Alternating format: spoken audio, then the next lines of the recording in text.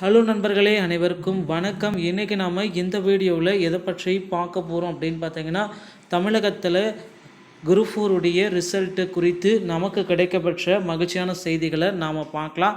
So group 4 result நமக்கு அதிகாரப்பூர்வமாக எப்போ சார் நமக்கு வெளியிடுவாங்க? ஸோ இதை பற்றி தான் நாம் இந்த வீடியோவில் முழுமையாக நம்ம பார்க்கலாம். ஸோ தமிழகத்தில் பார்த்திங்கன்னா இந்த குரூப் 4 ரிசல்ட்டு தாங்க எல்லாருமே எதிர்பார்த்துட்ருக்க அந்த மிக முக்கியமான அறிவிப்பு. குரூப் 4 ரிசல்ட்டில் காத்துக்கிட்டு இருக்கு.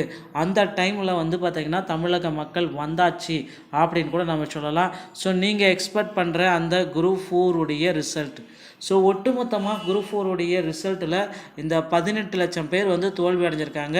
3 லட்சம் பேர் மட்டும்தான் பாஸ் ஆகிருக்காங்க.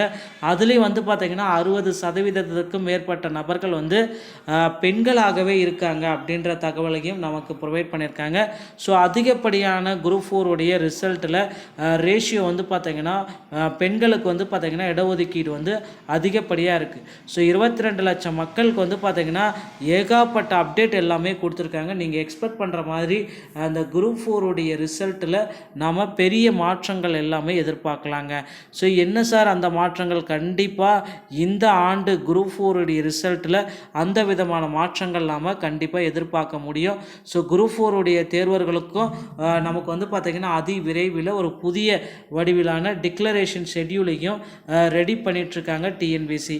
ஸோ அந்த டிஎன்பிசி தரப்புலேருந்து நமக்கு பார்த்திங்கன்னா மீண்டும் இன்னும் கூட மகிழ்ச்சியான செய்திகள் எல்லாமே தினசரி அப்டேட் பண்ணிகிட்டே இருக்காங்களே தவிர ஸோ எதுவுமே இல்லை. ஸோ குரூப் 4 பார்த்திங்கன்னா என்ன சார் வேக்கன்சிஸு, இந்த 7301 வேக்கன்சிஸ் நிரந்தரமான வேக்கன்சிஸா? இதை குழப்பத்திலே இருக்காங்க ஒவ்வொரு தேர்வர்களுமே. ஸோ இந்த தேர்வர்களுக்கு குழப்பத்திலேருந்து விடுவிக்க அப்படின்னு பார்த்தீங்கன்னா ஸோ இந்த 7301 வேக்கன்சிஸு பிப்ரவரி மாதம் குரூப் 4 ரிசல்ட் ரிலீஸு. ஸோ இதில் பார்த்திங்கன்னா விஏஓ ஆகணும் அப்படின்னு நீங்கள் நினச்சிங்கன்னா 165 மார்க்கு, ஜூனியர் அசிஸ்டண்ட் ஆகணும் அப்படின்னு நீங்கள் நினைப்பவராக இருந்தீங்கன்னா 150, அதே மாதிரி ஸ்டெனோ டைப்பிஸ்ட் ஆகணும் அப்படின்னு நீங்கள் நினச்சிங்கன்னா கண்டிப்பாக 130 மார்க் வாங்கணுங்க. ஸோ இந்த மார்க்கு தாங்க உங்களுக்கு. ஸோ கம்யூனிட்டி வைஸாக நம்ம பார்க்குறப்போ ஓசிக்கு 160, ஸோ பிசிக்கு பார்த்தீங்கன்னா 150. ஸோ அந்த மாதிரி மதிப்பெண்கள் நீங்கள் பெற்றிருந்தாலே போதுங்க. குரூப் 4 உங்களுக்கு வெற்றி வாய்ப்பு உறுதியானப்பட்டது. எந்த விதமான சேஞ்சஸும் கிடையாது. குரூப் 4 கட் ஆஃப் மதிப்பெண்கள் நீங்கள் எதிர்பார்த்ததை விட கடந்த 2-3 ஆண்டுகளை காட்டிலும் இந்த ஆண்டோடைய குரூப் 4 கட் ஆஃப் மதிப்பெண்கள் ரொம்ப ரொம்ப ரொம்ப கம்மியாக தான் வாங்குகிறோம்.